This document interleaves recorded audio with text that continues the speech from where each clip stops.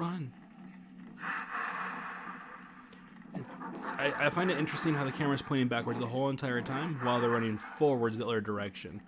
I also wonder why whoever put this video put a bunch of sound effects on there instead of letting the raw footage go. So the kids' actions might not have been completely genuine, so someone threw some, some screams and growling and other sound effects on there to make it more, to cover up their bad acting, or